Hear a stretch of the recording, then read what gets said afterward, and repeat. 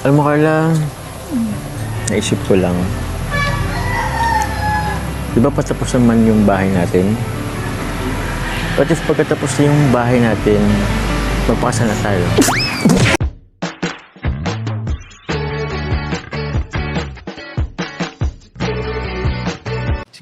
Si Kuya Jens, ano yan, reactor natin yan. Official reactor. Hello mga kalingap, magandang araw po sa inyong lahat. It's Kuya Jens and welcome back po sa ating YouTube channel. Sa mga bago lang po sa aking YouTube channel, huwag niyo pong kalimutan mag-subscribe and click the bell button para lagi po kayo updated sa ating mga bago upload na video. At huwag po natin kalimutang suportahan ng Team Kalingap sa pangungunahan ni Kuya Val Santos Matubang, Ate Edna Vlog at syempre Kalingap Rob. At pakisuportahan din po ang mga kasamahan sa Team Kalingap. Nandiyan po ang K-Boys, Kalingap Partner, Kalingap Reactor at lahat po ng charity vlogger sa buong Pilipinas na tumutulong sa mga kabayan po natin na lahat may hirap.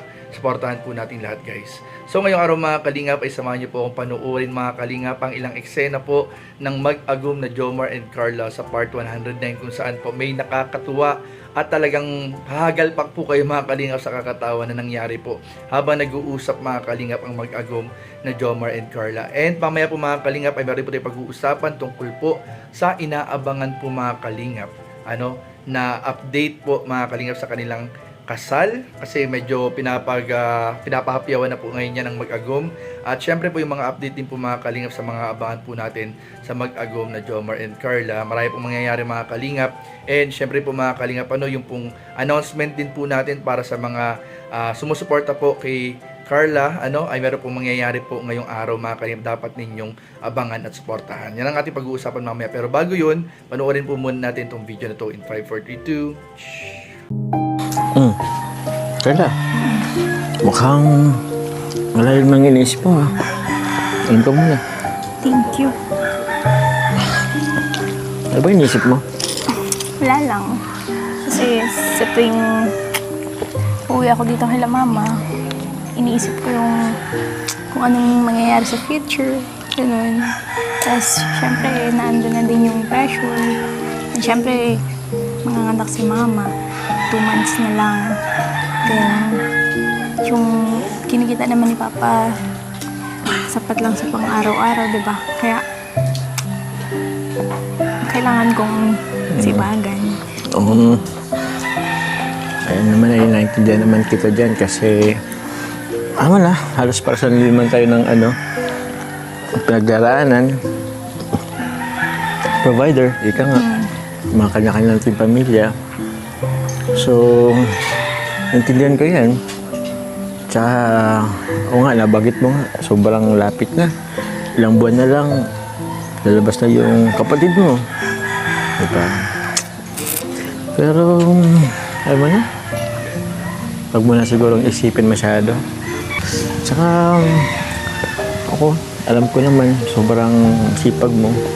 Lahat iniisip mo para sa pamilya mo. Pero, maglaan ka naman ng oras sa sarili mo. Magpahinga ka. Kasi, baka ano pang mangyari sa'yo. Baka mas madaglagan yung iniisip mo. O kaya nila, di ba? Thank you. Saka ako naman is, yung pahinga ko kapag nauwi ako dito kay mama. Yan, binibisita ko sila. And syempre, ikaw din.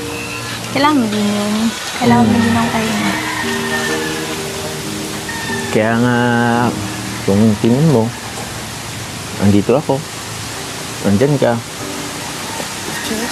Parang, alam mo yun, parang pahinga natin yung isa't isa. Dito lang ako. Huwag na masyadong isipin yun. Tsaka 2 months pa naman eh. Alam mo, tayo nga, di ba? Kahit paano nga yun, tayo, di ba? Savings, compare before. So, kung baga nalagpasan natin dati, alam ko namang mas malalagpasan natin ngayon. Saka pala, tanong ko lang, kumusta na pala yung bahay mo? Ano ba ang kulang dun? Madami pa. Pero, okay lang naman. Medyo, naginto lang din sa pagtrabaho ngayon. Siyempre, kailangan ko muna mag-ipon. Siyempre, para doon, para kay mama. May natatabi ka pa naman, Siya? Ako, wala na eh. Ito pala. Hindi ka lang. Anyway, kailangan talaga natin magtabi. Panigurado tayo kung tulad na nga pag may mga emergency, di ba?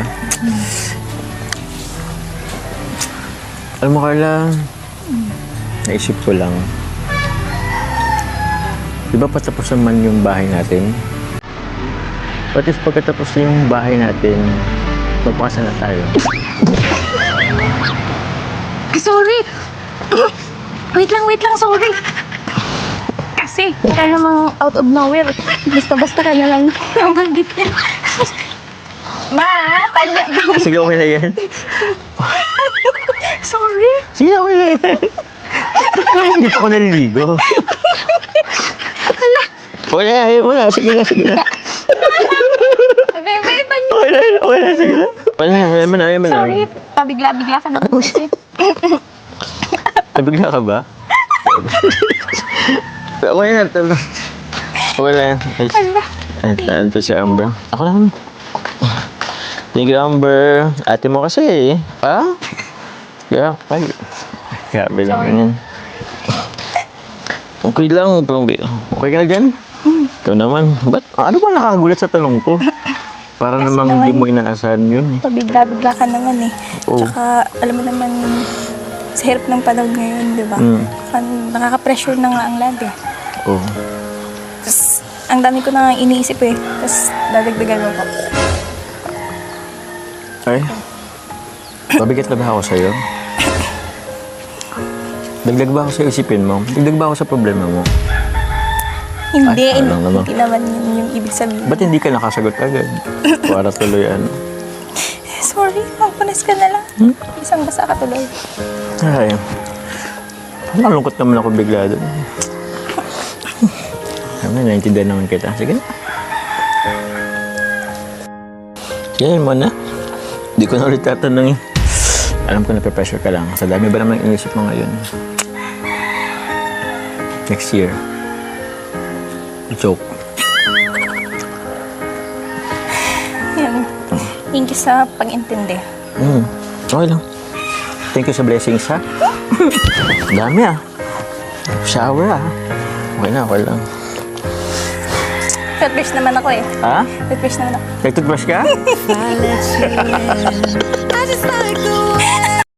So ayun mga kalingap at una sa lahat gusto pong i-congratulate si Papa Joms at si Carla ng talagang grabe po, sobrang nakaka-proud and congratulations talaga dahil malapit na po mga kalingap yung inaabangan po nating ribbon cutting and house blessing sa kanilang bahay.